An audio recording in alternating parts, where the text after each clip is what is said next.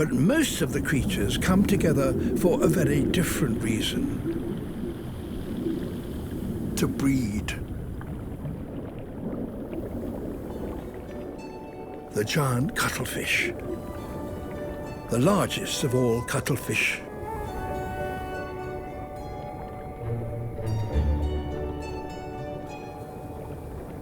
They live for just 1 or 2 years.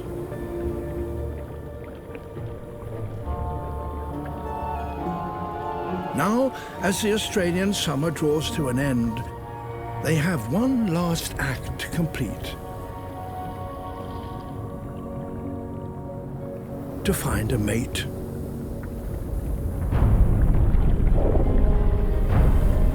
But there are over 100,000 males competing for the arriving females in this one bay.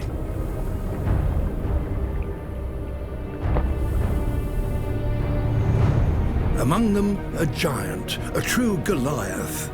He probably weighs about 10 kilos. Bands of color sweep across his skin. That's how cuttlefish communicate.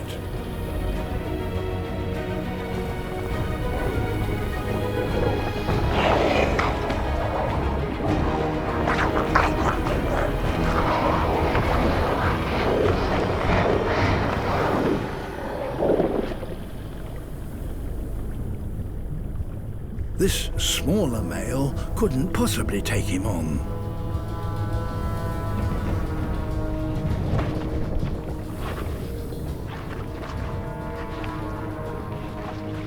Beside Goliath, and under his protection, a female who has just mated with him. But other rivals are still interested. It seems a small male wouldn't stand a chance. The female is now displaying a white stripe along her side nearest Goliath. It's a clear signal that she no longer wants to mate with him.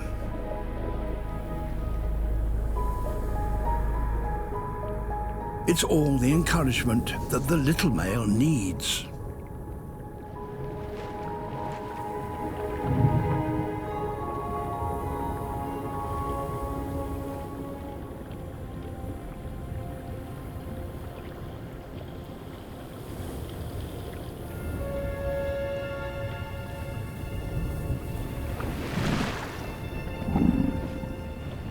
He's going to have to use trickery.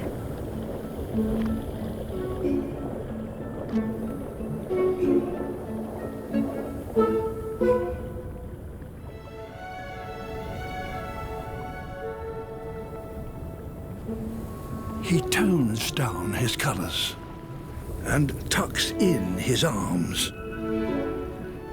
He's just the right size to mimic a female.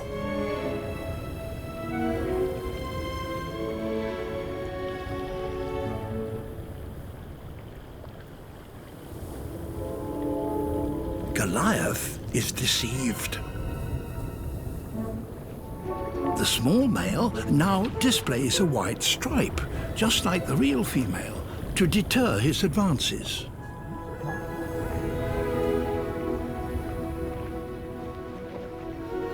He slips beside her, and they mate.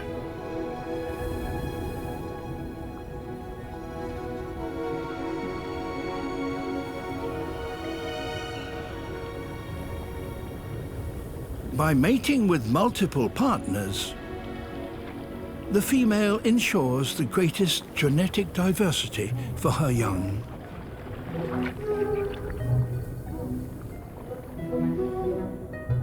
The sneaky male leaves, his final act complete.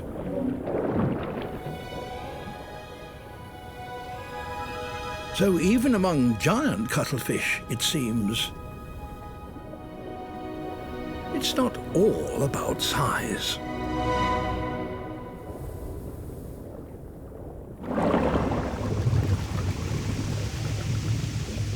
Even in the dark zone, there is some light.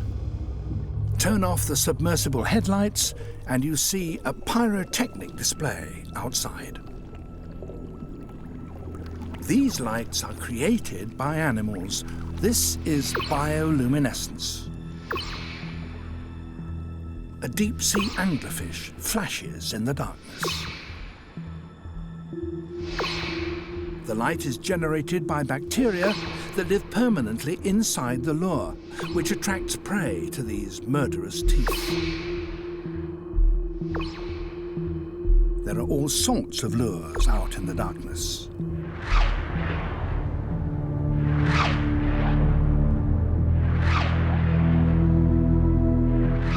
Come into my mouth, little fish.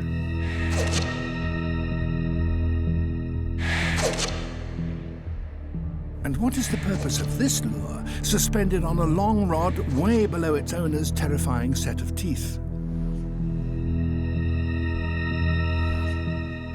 It's difficult to be sure. But then this monster does have another giant flashing lure much closer to its mouth.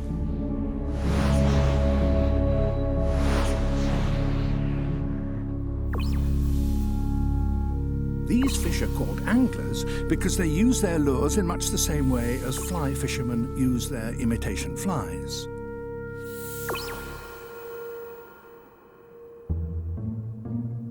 For a hunting squid with huge eyes, this glimmer is intriguing.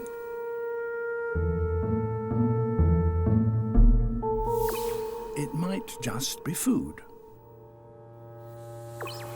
There's a mouse just along that log.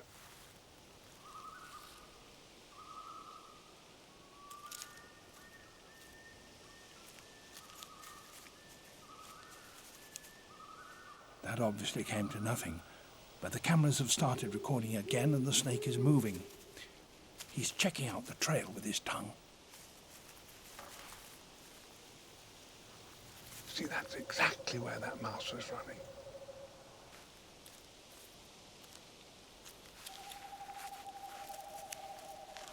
It's pitch dark, and the mouse clearly has no idea that the snake is there. But the snake is well aware of the mouse, thanks no doubt to those heat-detecting pits. The snake strikes by suddenly straightening the curve in its neck, but at the moment the mouse is not within range.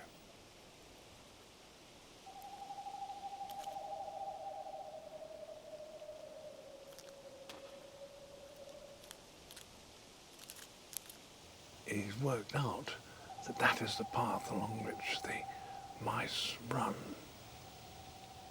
And he's getting himself properly adjusted so he can strike when he next gets a chance.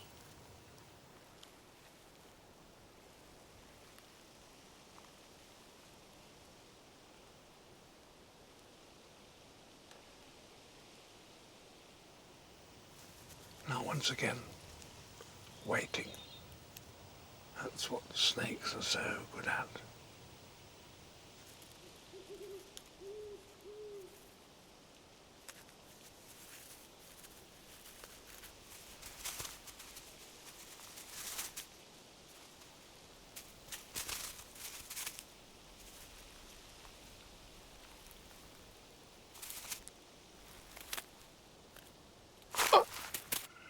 Oh my goodness!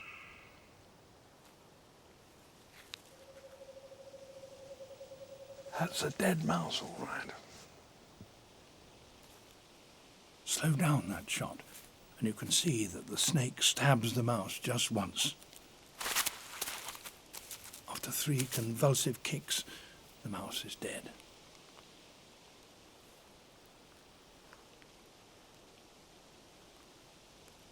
The snake is moving again. He's going back now to look for the one that he knows is dead, back there. Where is it? Ah, now it looks as though he's really got it.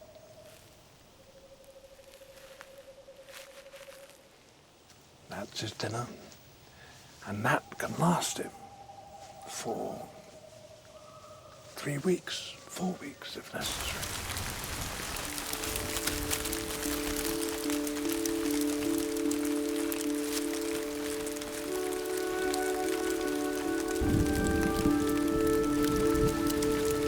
The red crabs of Christmas Island.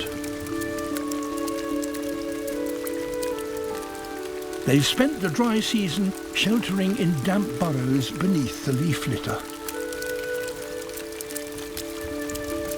Crabs breathe through gills that must be kept moist.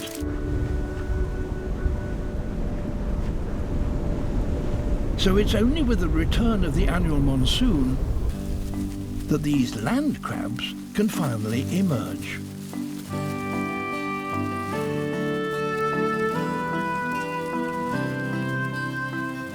With the humidity now high enough, they can begin an epic trek to the coast.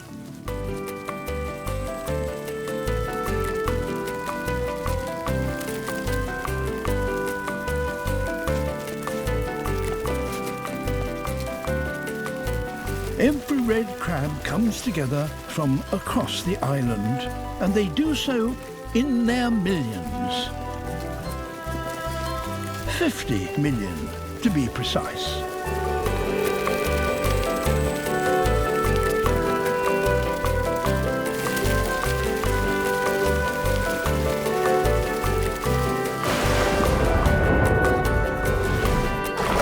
They've come to release their eggs that can only develop in the ocean. There's just one small problem. They may be crabs, but they can't swim. They're scared of the sea.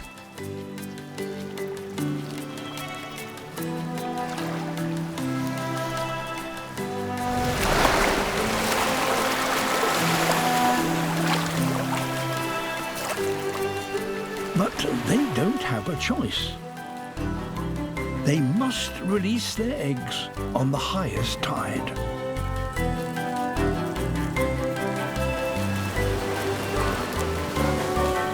Each carries around 100,000 eggs. So over just 2 or 3 nights, trillions are released into the ocean. Though some are more successful than others.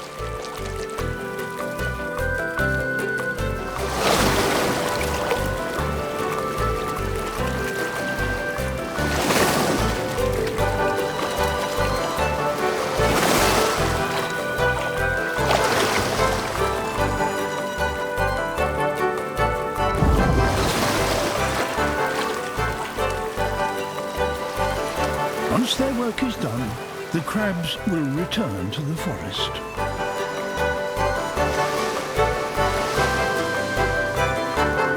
Hunting is only possible for 3 hours around low tide, when the mud banks are exposed.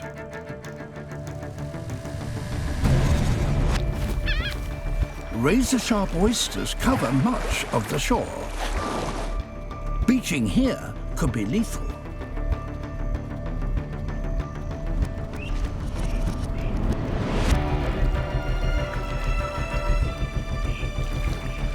The hunters need to find a stretch of shoreline with just the right slope. Too level, and the dolphins risk stranding.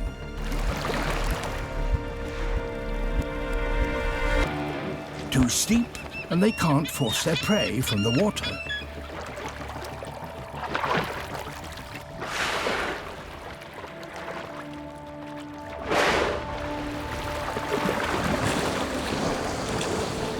Working as a team, the dolphins surround the fish, driving them towards the shore.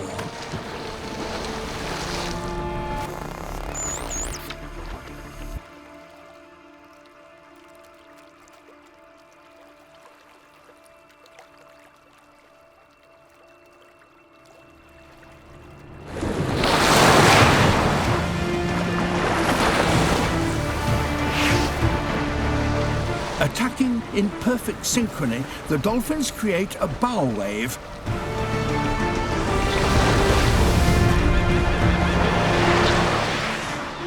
carries their prey onto the muddy banks.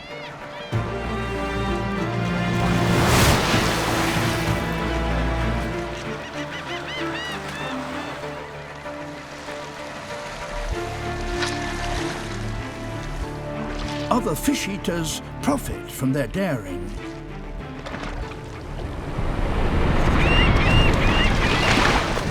Herons and gulls follow every hunt.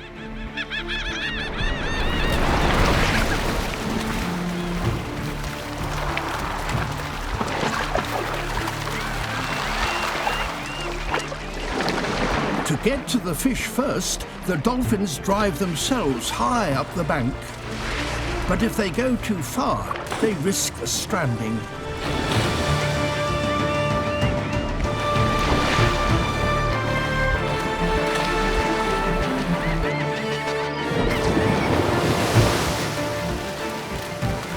To prevent fish escaping between them, the dolphins all beach themselves on the same side. Always the right. But this has a cost. Each time they grab a fish, they also take in a mouthful of mud. The grit gradually wears down their teeth. But on one side only.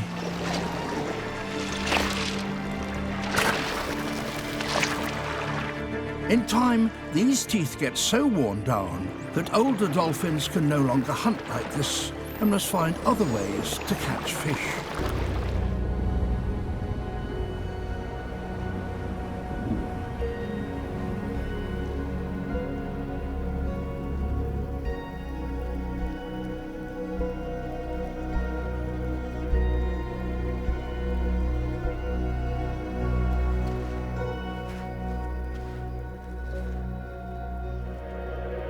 And this bobcat may be in luck.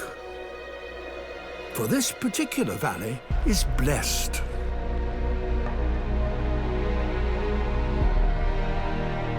A river here never freezes. It's fed by a volcanic hot spring that heats these waters to 50 degrees warmer than the surrounding air.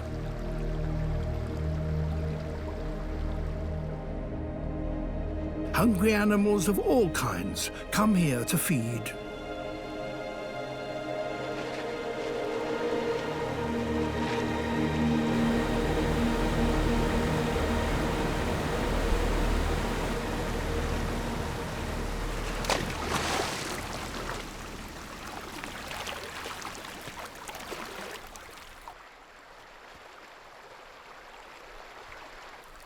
Throughout the winter, the river is full of food for those who know how to catch it.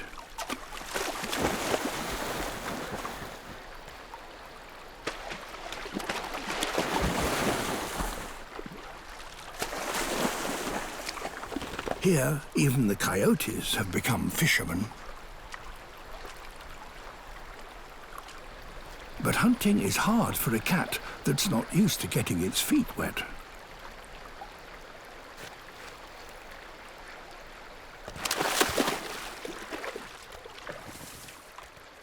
So he must choose his target with care.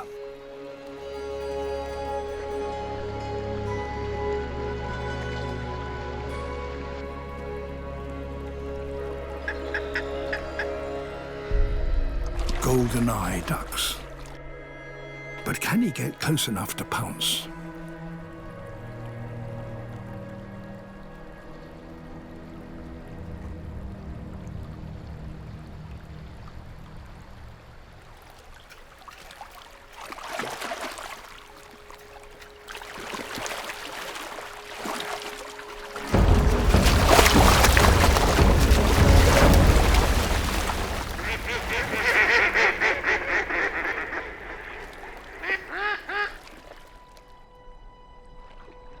Perhaps he'll have more luck on the other side.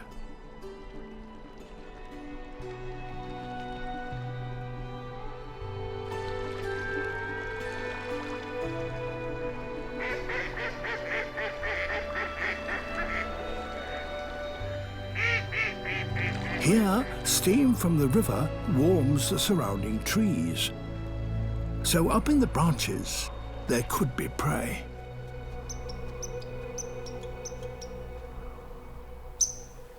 If only he could get to it. It's 6 meters up.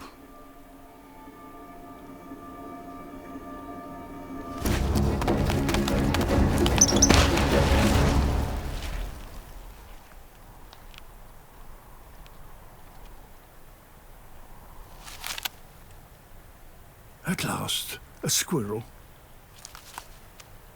Not much, but enough to keep him going. To survive a winter in these mountains takes tenacity, and bobcats have that in abundance. Eden's whales have lived here for generations. But the world around them is changing.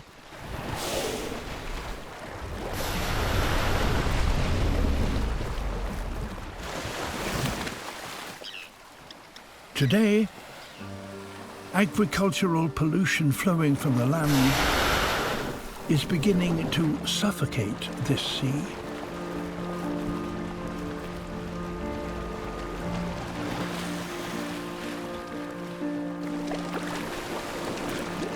Many fish now stay closer to the surface, where the waters still contain enough oxygen to survive.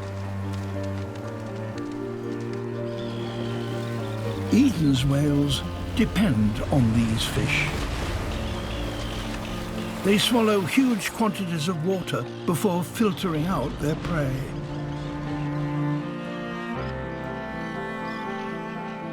It takes a lot of energy to drive their 15-ton bulk through the water. And with so few fish, the rewards from feeding like this are barely worth it.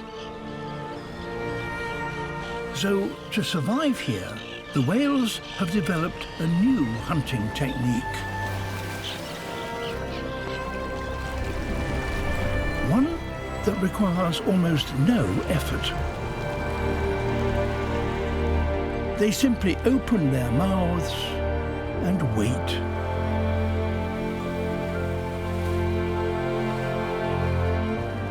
The panicked fish jump right in.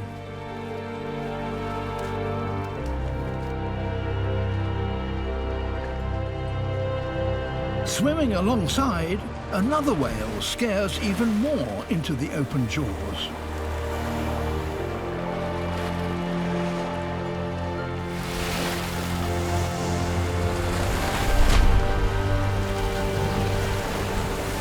With this ingenious new technique, Eden's whales have found a way to survive the pressures they now face.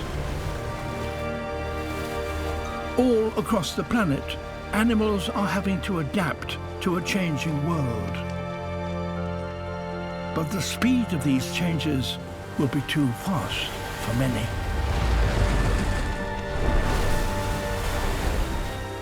If we could only halt our unrestrained plunder of the ocean, its habitats and species would recover. And at a time when our overexploited lands are already failing us, this has never been more important for humanity.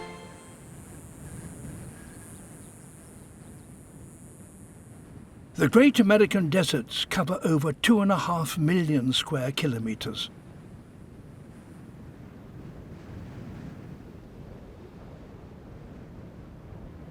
Here, roasted by the sun and blasted by the wind, the rocks disintegrate and mountains, particle by particle, are reduced to sand.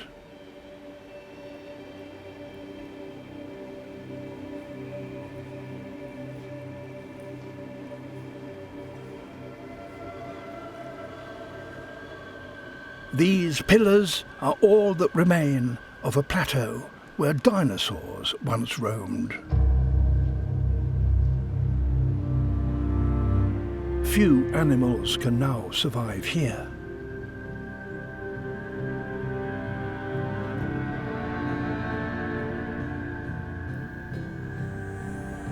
In summer, as in all deserts, the enemy is heat, and it returns every day.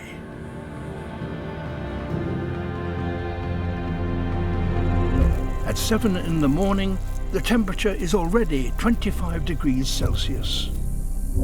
The clock is ticking for one unusual descendant of the dinosaurs.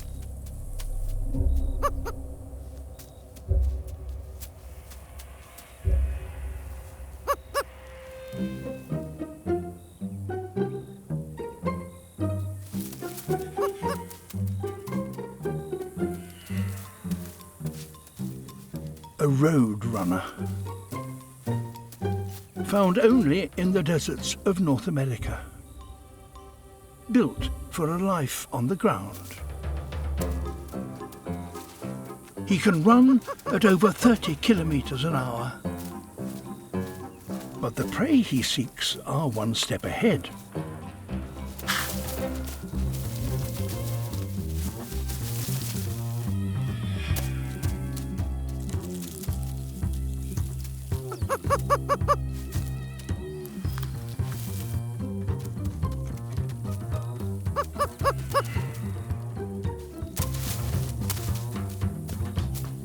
The Roadrunner's challenge is picking the right target.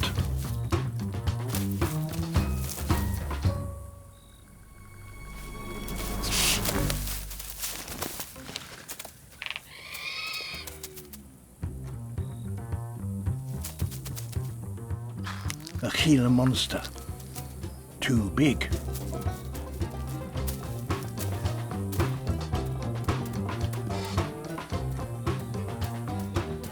By mid-morning, it will be 40 degrees Celsius. Even the smallest lizards will soon head for cover.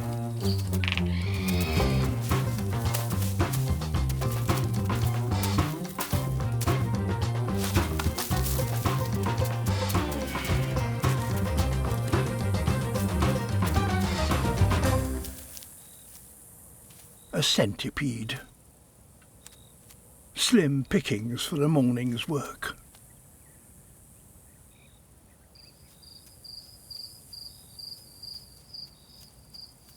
Hunting should get easier and prey will stay out longer once the summer's peak begins to fade.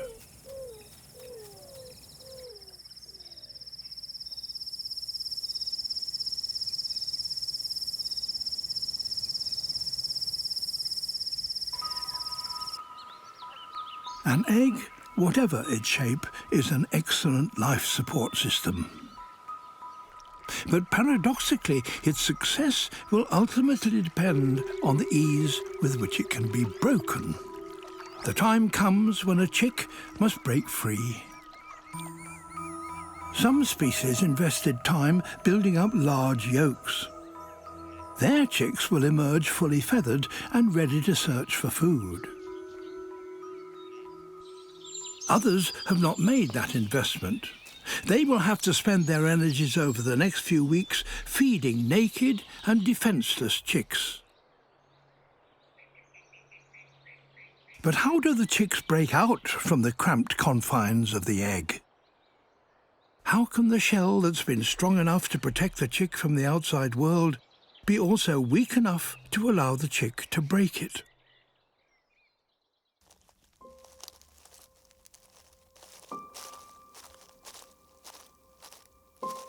The first breath of fresh air outside the egg. A captive-bred jungle-fowl chick emerges.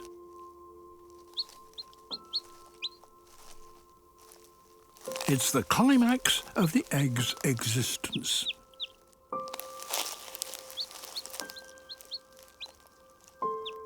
The shell may look the same as when the egg was laid, but out of sight, it's been changing. It's been getting thinner. The chick has been absorbing calcium from the shell into its own bones, making itself stronger and the shell weaker. Not only that, but it also used the shell's calcium to create a tool to help it break free. A hard, jagged tip on the end of its beak an egg tooth. The chick couldn't have broken free without it. Even so, it can still take hours, sometimes days, to hammer its way out of a shell. This egg and this newly hatched little chick are part of a clutch that was laid on the ground about between 21 and 26 days ago, and they are just now hatching. This one is only about half an hour old, and this one is just beginning to peck its way out. And as they do, they communicate with one another. And the sound of this little chick encourages that unhatched chick to break its way out of the egg, so that within an hour or so, the whole clutch is hatched, and then they can run away as a little group and find safety.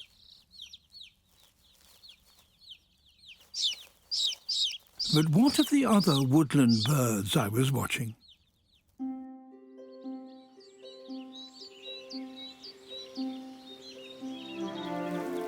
The tits are breaking out of their shells into the British spring.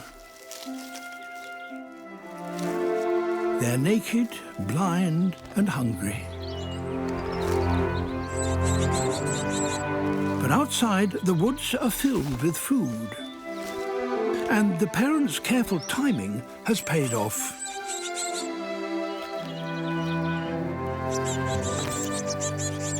They took account of the weather and changed their behavior and won. Each element of the egg combined to create new life, from the nutritious yolk to the defensive albumen to the protective shell. Nature's most perfect life support system has served its purpose, broken by the life that it sustained. Every new arrival is a confirmation of the complex efficiency of a seemingly simple egg.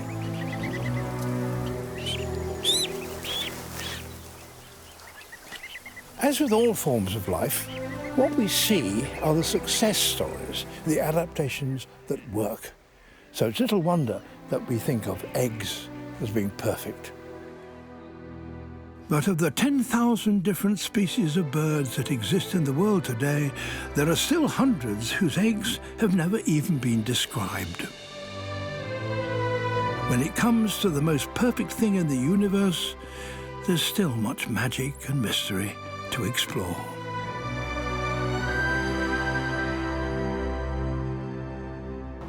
Exhausted from his swim, the bear must regain his strength.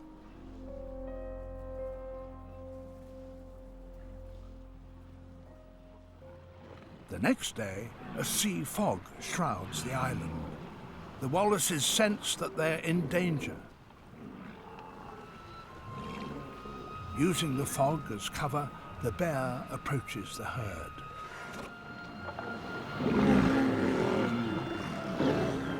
The adults close ranks around their young, presenting a wall of blubber and hide.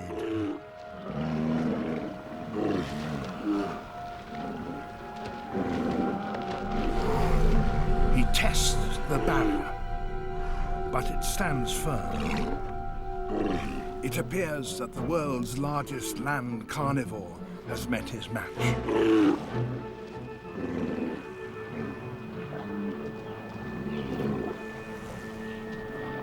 There must be a chink in the armor somewhere. Not here.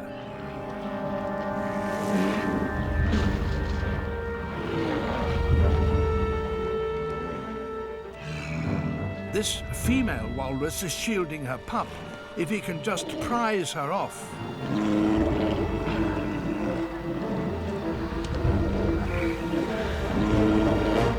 The bear's claws and teeth can't penetrate her thick hide.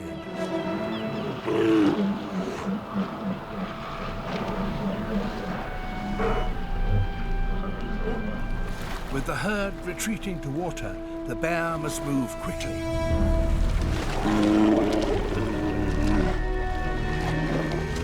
Having failed with one, he heads straight for another.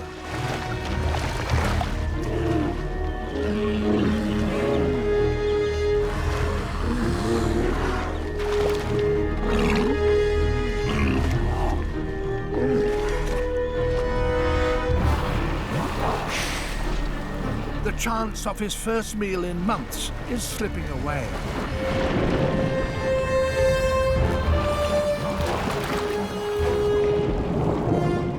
He seems increasingly desperate.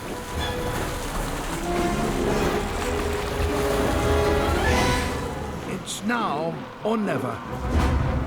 He must avoid the stabbing tusks if he's to win.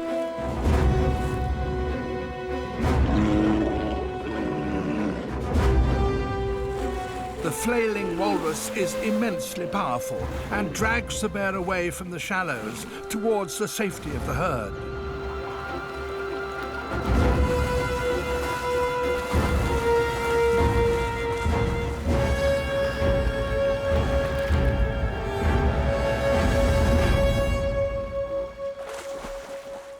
It slips from his grasp.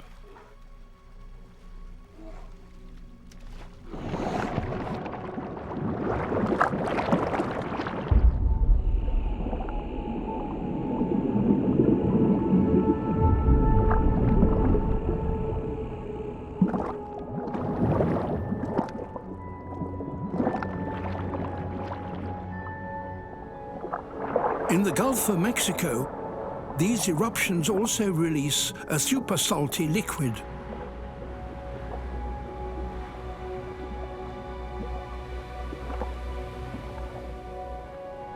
Brine.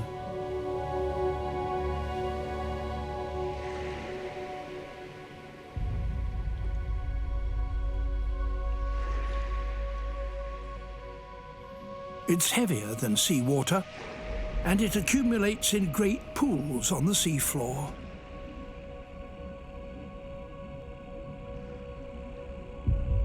It's difficult to make sense of the sight.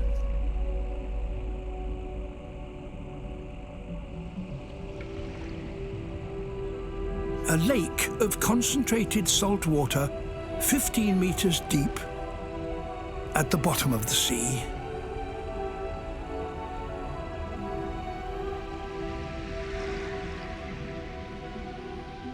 Around its margin, perhaps even more strangely, there is a profusion of life.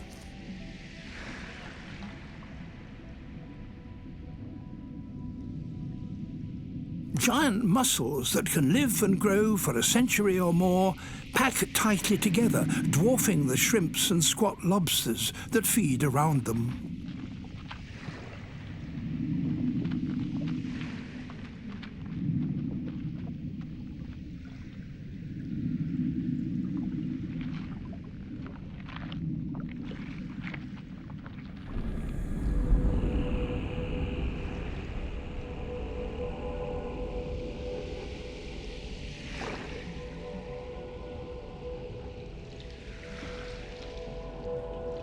Cutthroat eels, scavengers, come to the shores of the brine lake in search of something edible.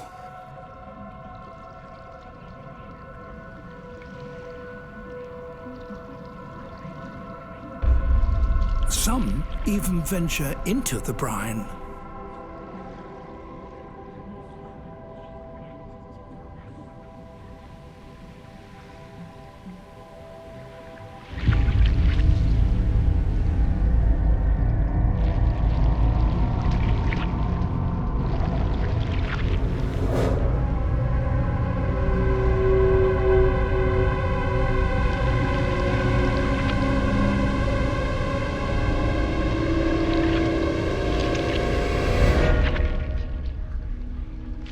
Spending too long in it can send an eel into toxic shock.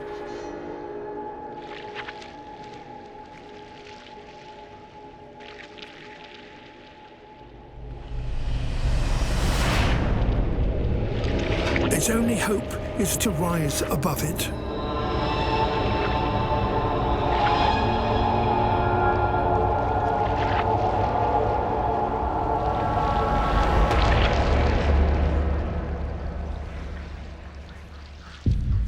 it manages to escape.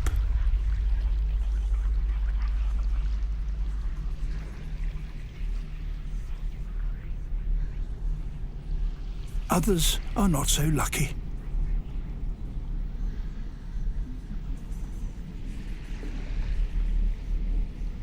The brine embalms their bodies, and the casualties of decades accumulate around the margins.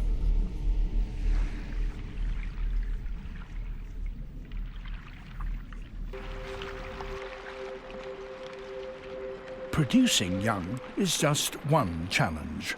Finding food and somewhere to live are further trials fish must face. The Californian coast. A wide range of species live here. But all this life means competition for living space is intense.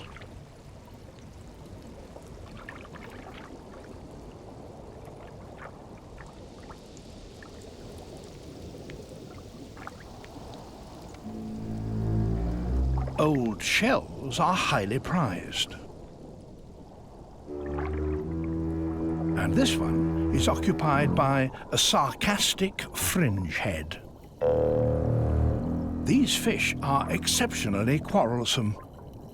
They have to be to defend their living space.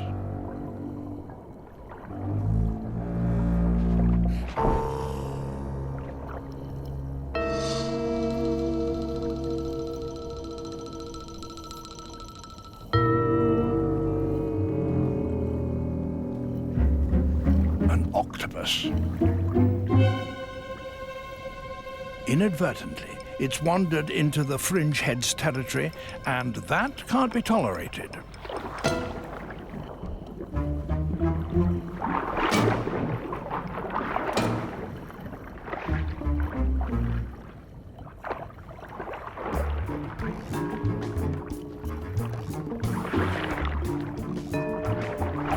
The octopus's impressive jab holds the fringe head at bay.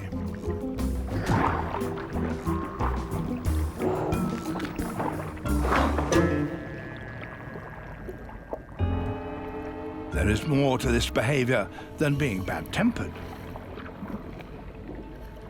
The fringe head needs to defend its patch if it is to get enough to eat, and the octopus was competition.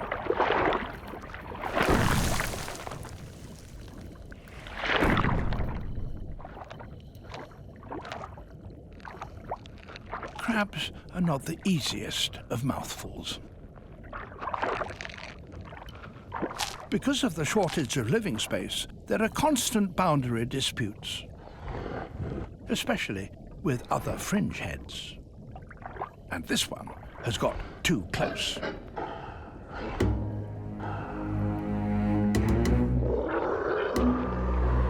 Despite the most extravagant threats, neither is prepared to back down.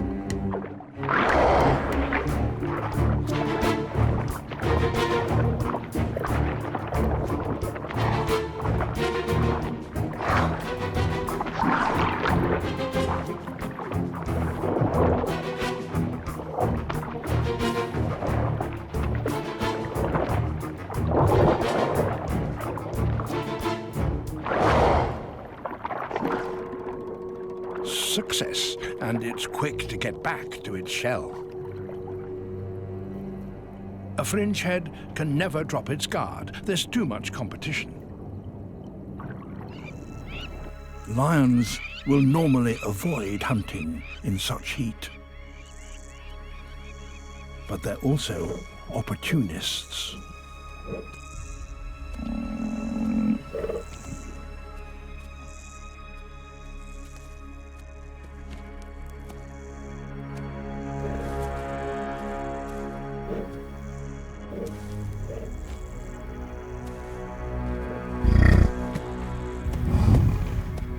The lions will need to bring him down quickly before they overheat.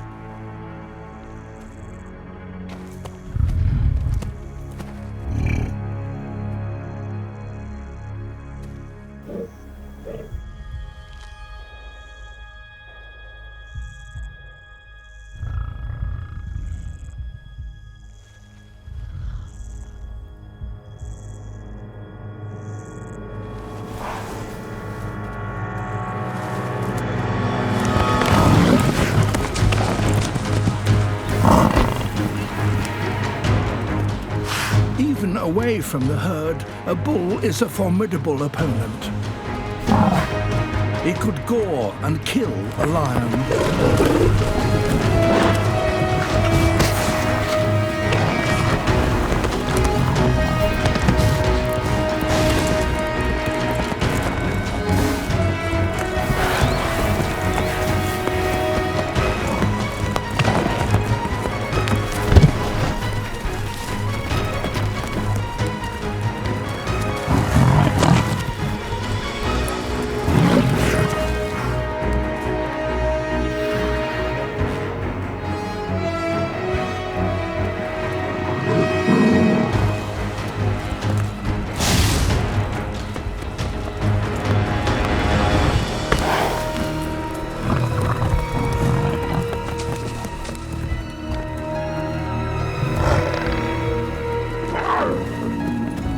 Close to overheating, they finally succeed in bringing him to the ground.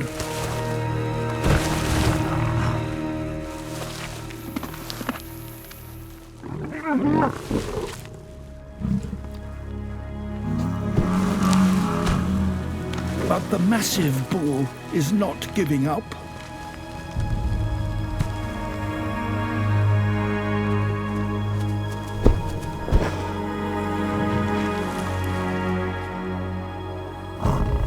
Against the odds and the full weight of the lions, he regains his feet.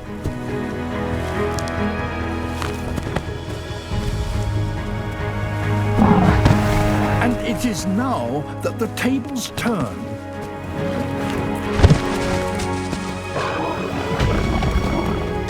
The lions are exhausted. After a 20-minute struggle, only the bull has the energy to finish the fight.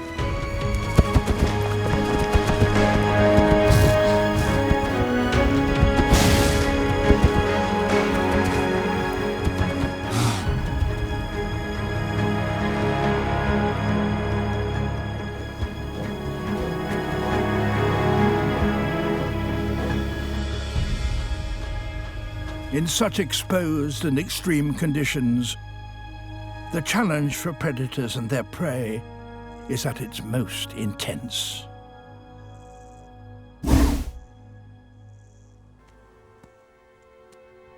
Markhor gather for their annual rut.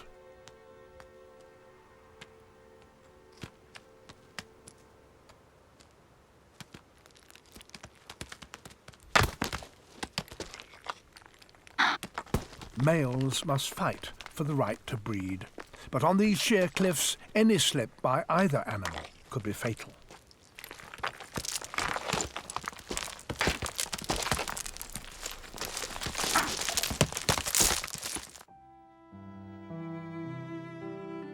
A snow leopard, the rarest of Himalayan animals.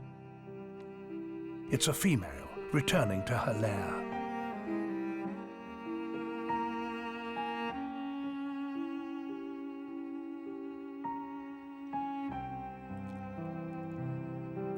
These are the first intimate images of snow leopard ever filmed in the wild.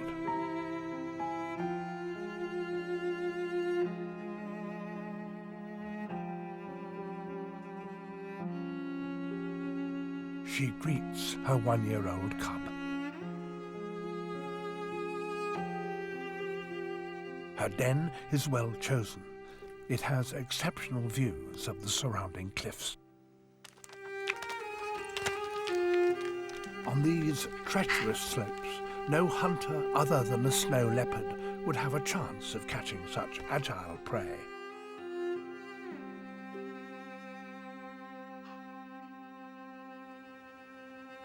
A female with young makes an easier target.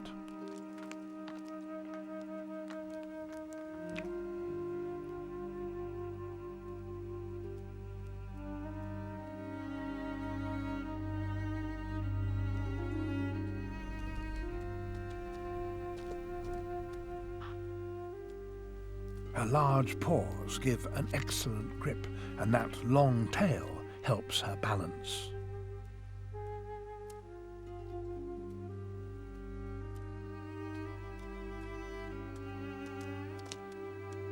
silently, she positions herself above her prey.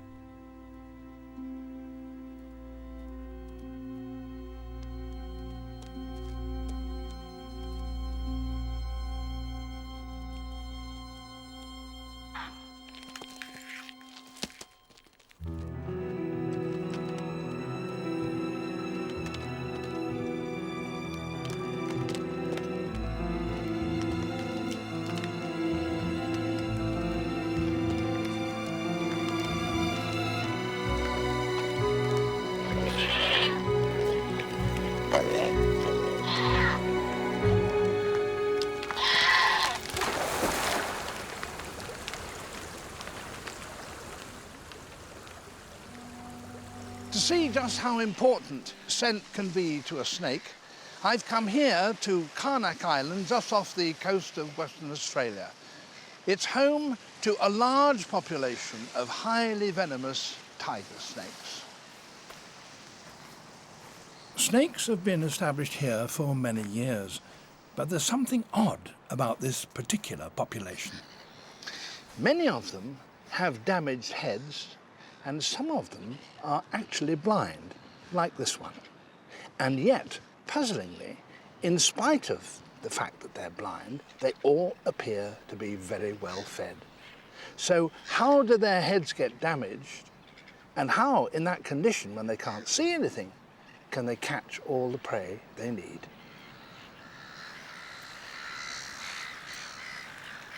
The snakes, of course, are not the only inhabitants of the island. It's also home for a large colony of silver gulls. The gulls breed throughout the year, so their chicks are a source of food for the snakes that never ends. In fact, the snakes eat pretty well nothing else.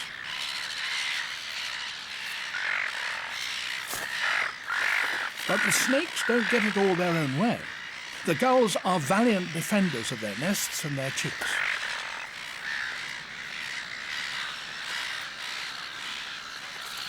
Their stabbing beaks are powerful, sharp and strong, and the gulls always go for the snake's head.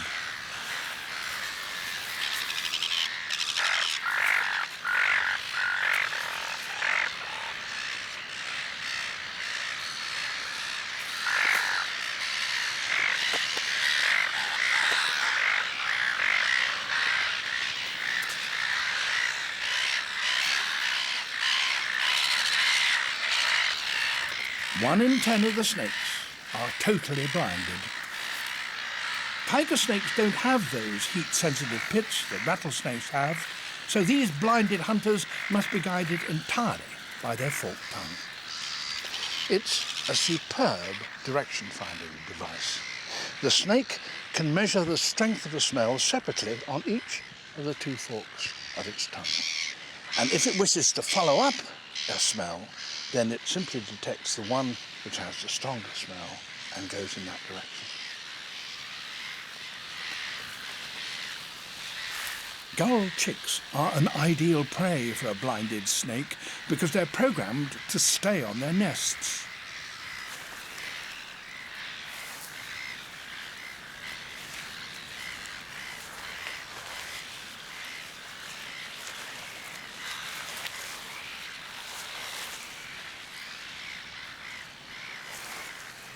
Once a snake has located it, a chick is doomed. 1,000 plants growing on one single tree. Throughout the forest, this story is repeated endless times. As a consequence, jungles are home to more species of plants than anywhere else on Earth. And they, in turn, support a wealth of animals.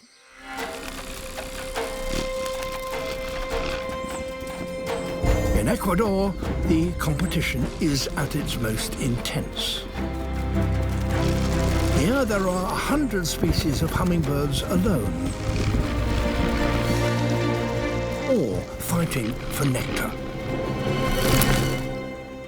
Each flower only has a small amount at any one time, and so it's first come, first served. One hummingbird has gone to great lengths to avoid conflict with other species. Swordbills are the only bird with a beak longer than their body. And some flowers are too elongated for the other 99 species of hummingbirds here to feed from them.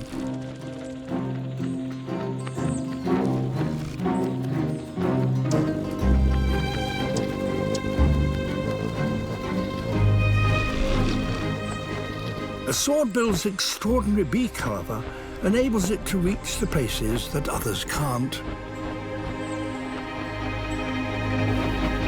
The top of this flower, where the sweet nectar is produced. It has found a solution that means it doesn't have to join the fight. And as each long flower blooms, it gives the swordbill a fresh supply of food all to itself.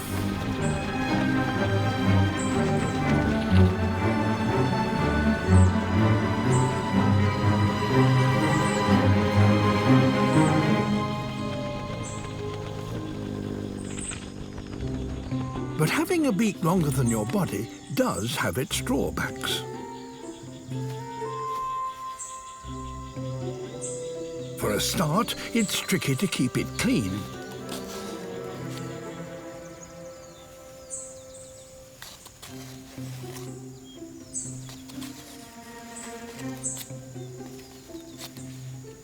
Harder still, how do you preen your body feathers? Unlike the other hummers, swordbills can't reach their feathers with their beak.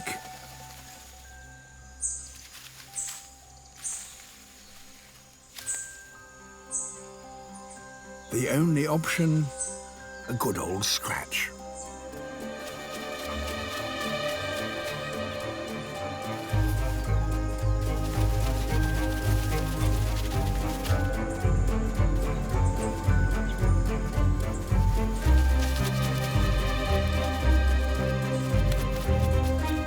It's a little unrefined, but a small price to pay for an exclusive food supply. So many females gathered together on this cliff inevitably attract the attention of a rival adult male. His aim is to defeat Scarface and take over his females.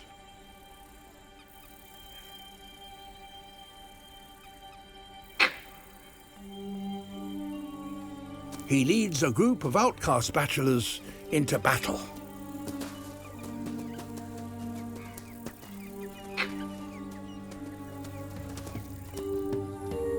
Scarface spots them. He has everything to lose because if the bachelors defeat him, they won't just take his females, they will kill his babies. The bachelors try to reach the high ground to launch their attack.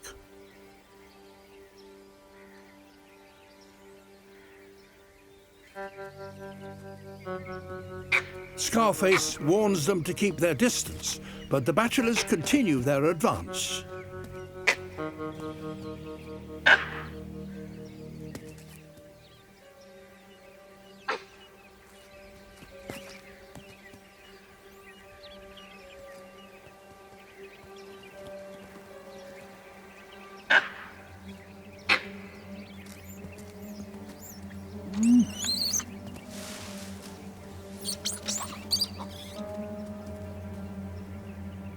Scarface grinds his teeth to show he means business. But the bachelor leader reaches the cliff top and grinds his teeth in response.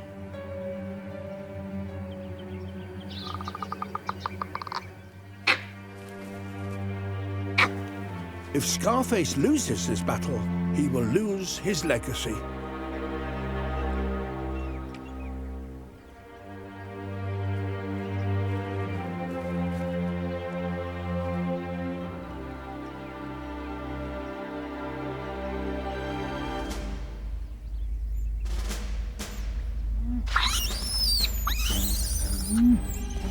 Time to strike.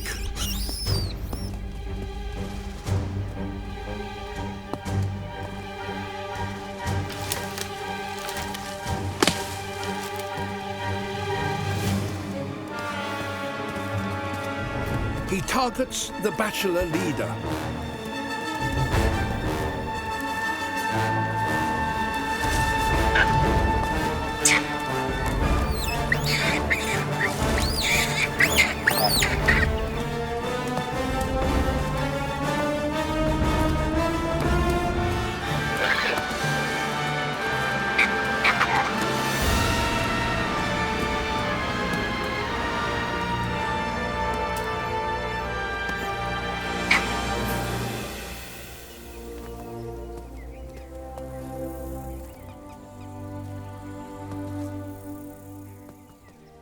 Scarface has won.